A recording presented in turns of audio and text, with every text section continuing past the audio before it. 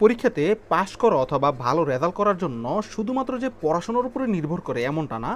পরীক্ষার ভালো রেজাল্টের ক্ষেত্রে তোমাকে পরীক্ষা রিলেটেড আরও বেশ কিছু বিষয়ের উপরে প্রিপারেশন নিতে হবে, যে প্রিপারেশনগুলো নেওয়ার কারণে তোমার পরীক্ষাতে ভালো রেজাল্ট করা বা পাশ করাটা অনেক সহজ হয়ে যাবে এবং কি আরও বেশি বেনিফিট পাবা পরীক্ষার রেজাল্টের ক্ষেত্রে। আজকের ভিডিওতে আমরা সেই বিষয়গুলো জানবো, যে বিষয়গুলোর উপরে প্রিপারেশন নিয়ে আমার যতটুকু পড়াশোনা করেছি এতটুকুতেই আমি ভালো রেজাল্ট করতে পারবো এবং কি আমার A+টা নিশ্চিত করতে পারবো। তাছাড়াও আমি পাঁচটা অন্তত পক্ষে নিশ্চিত করে হল থেকে বেরোতে পারবো। আজকের ভিডিওতে সেই বিষয়গুলো জানাবো, তো অবশ্যই সাথে থাকবা এবং সম্পূর্ণ ভিডিওটা দেখবা। আজকের এই ভিডিওতে আমরা জানবো কোন কোন বিষয়ের উপরে, কারণ নেক্সট পরীক্ষা হচ্ছে তোমাদের 21 তারিখে। 21 তারিখে যে বিষয়গুলো রয়েছে সেই বিষয়গুলোর উপরে আজকের এই ভিডিওতে আমরা একদম সম্পূর্ণ বিস্তারিত জানবো যে আসলে কিভাবে আমি রসায়নে ভালো রেজাল্ট করতে পারি, পাস করতে পারি বা A+টা নিশ্চিত করে হল থেকে বেরোতে পারি। ইসলামের ইতিহাস সংস্কৃতি প্রথম পত্র এবং দ্বিতীয় পত্র দুইটাতে আমরা জানাবো, রসায়নেরও প্রথম দ্বিতীয় পত্রও আমরা জানাবো। ইতিহাস প্রথম এবং দ্বিতীয় পত্রতে কিভাবে ভালো রেজাল্ট করা যাবে, গৃহস্থ বিজ্ঞান, গৃহস্থ ব্যবস্থাপনা, গৃহ ব্যবস্থাপনা ও পারিবারিক জীবন প্রথম পত্রে, তারপর উৎপাদন ব্যবস্থাপনা ও বিপণন প্রথম পত্র এবং দ্বিতীয় পত্রে। চলো কথা বাড়াবো না, তো যারা এখনো পর্যন্ত আমাদের চ্যানেলটিকে সাবস্ক্রাইব করে নিই, শিক্ষামূলক আপডেট পাওয়ার জন্য চ্যানেলটিকে সাবস্ক্রাইব করে দিবা। যে কোনো বিষয়ে যদি জানার থাকে আমাদেরকে মেসেজ করবা। মেসেজ জন্য আমাদের ফেসবুক পেজটাতে জয়েন হয়ে যাবা, হয়ে আমাদেরকে মেসেজ করবা যে এই বিষয়ে বুঝতেছি না। যে কোনো বিষয়ে যদি পোস্ট করার থাকে বা আপডেট সব কিছু তোমরা আমাদের গ্রুপটাতে পেয়ে যাবা। এই গ্রুপ পেজের লিঙ্ক সব কিছু থাকবে ভিডিও ডিসক্রিপশনে দেওয়া, জাস্ট জয়েন হয়ে যাও। তো আমরা এখন রসায়ন নিয়ে একটু দেখবো যে আসলে রসায়নটা কিভাবে প্রিপারেশন নিলে আমরা ভালো রেজাল্ট অথবা আমাদের পাসটা নিশ্চিত করতে পারি।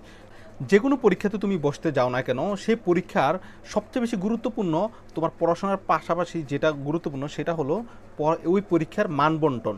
ওই পরীক্ষাতে আমার কীরকমভাবে নিয়মকানুন রয়েছে সেটা, এবং ওই পরীক্ষাতে আমার কত হলে আমি পাসটা নিশ্চিত করতে পারবো এবং কত হলে আমার A+টা নিশ্চিত করতে পারবো, সেই বিষয়টা আগে আমাকে জানতে হবে। এবং কতগুলো প্রশ্ন থাকবে, কতগুলোর অ্যান্সার দিতে হবে, কিভাবে আসলে পাসটা দেওয়া হবে, কিভাবে আসলে খাতাগুলো দেখা হয়, কোন কোন বিষয়গুলো স্যাররা সবচেয়ে বেশি ফোকাস করে এবং ওই বিষয়গুলো যদি আমি ভালোভাবে লিখি তাহলে আমার একুরেট নাম্বার পাওয়ার সম্ভাবনা রয়েছে, কোনগুলোতে আমি একটু কম লিখলেও আমার তেমন একটা রেজাল্টে তেমন একটা ফারাক পড়বে না, সেই বিষয়গুলো আমার জানা থাকা দরকার। যেমন আমি ফার্স্টে রসায়ন প্রথম এবং দ্বিতীয় পত্রের বিষয়টা তোমাদেরকে তুলে ধরবো, যে রসায়ন প্রথম এবং দ্বিতীয় পত্রে আমাকে পাসটা, আমার প্রথম আমি একটু দেখি পাসটা কীভাবে আসলে করা হয়। পাসটার জন্য আমাকে করতে হবে কি CQ+CQ, ঠিক আছে, এইটা পাস।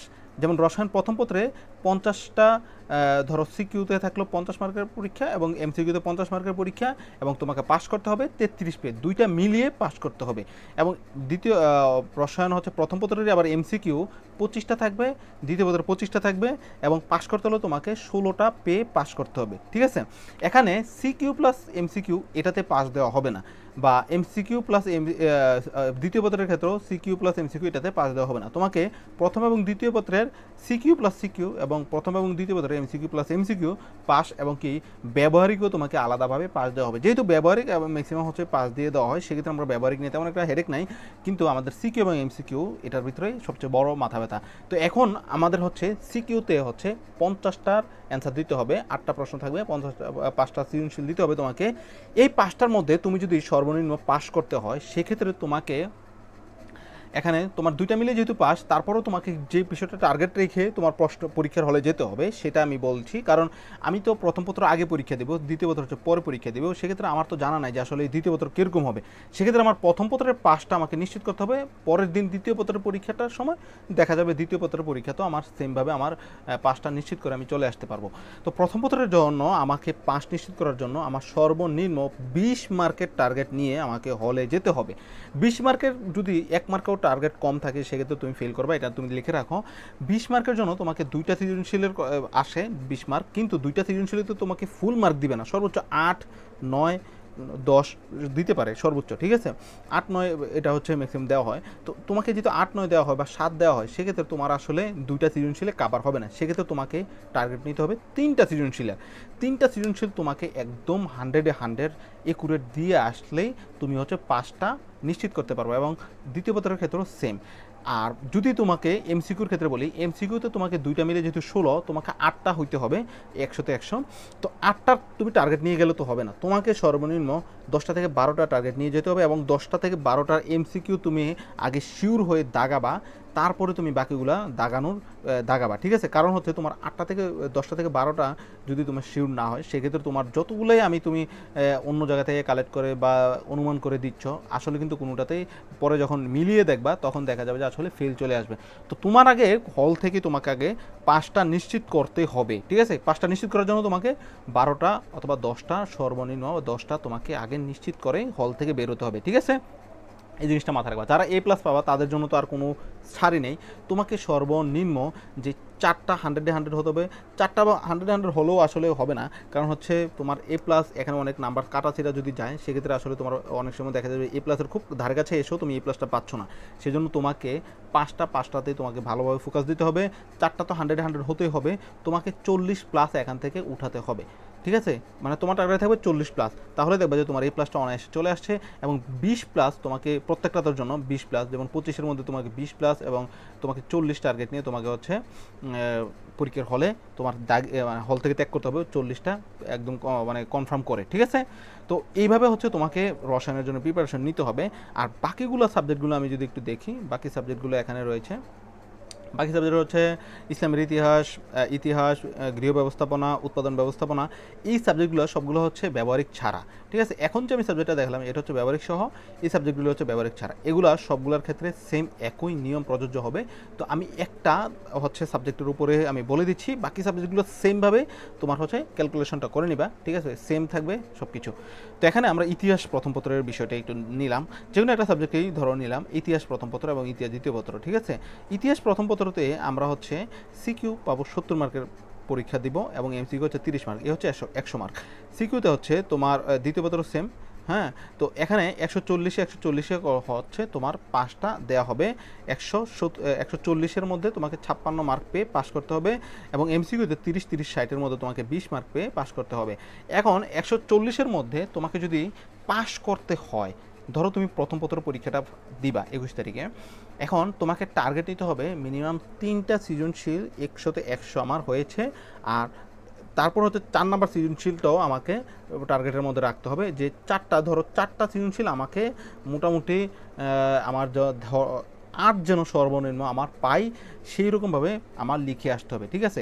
এর মধ্যে আমি একটা জিনিস বলেছিলাম যে আসলে কীভাবে লিখলে আসলে তোমাকে হচ্ছে নাম্বার দিবে। শিক্ষকরা মেইনলি কোন বিষয়গুলো দেখে এবং কোন বিষয়গুলো একটু কম দেখে, সেই বিষয়টা একটু ক্লিয়ার করে দিচ্ছি।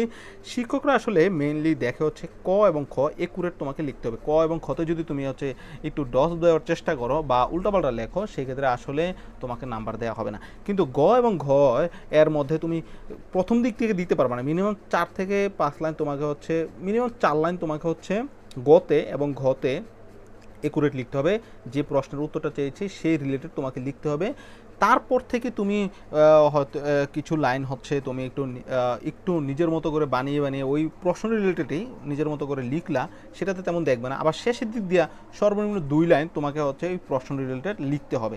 তাহলে এই 6 লাইন তোমাকে এই গ এবং ঘতে তোমাকে নিশ্চিতভাবে প্রশ্ন রিলেটেড লিখে আসলে তোমার মার্কটা দেখা যাবে যে একুরেট থাকবে, ঠিক আছে? তখন শিক্ষকরা এত বেশি বুঝবে না যে আসলে তুমি মাঝখান দিয়ে একটু নিজের মতো করে লিখেছো বা একটু উল্টাপাল্টা লিখেছো, ঠিক আছে? তো এই বিষয়টা একটু খেয়াল রেখে তুমি হচ্ছে পরীক্ষার হলে গিয়ে সৃজনশীলগুলোর অ্যান্সার দিবা, ঠিক আছে? কিন্তু এমসিকিউর ক্ষেত্রে আসলে সেই সুযোগটা থাকছে না। এমসিকিউর ক্ষেত্রে তোমাকে 100-এ 100 দিতে হবে, কারণ এগুলো মেশিনের মাধ্যমে দেখা হবে, ওএমআর মেশিনে দেখা হবে, এখানে কারো কোনো হাত থাকবে না। সেট অনুযায়ী তোমার রেজাল্টটা বসানো থাকে কম্পিউটারে, জাস্ট হচ্ছে রেজাল্ট চলে আসে, ঠিক আছে?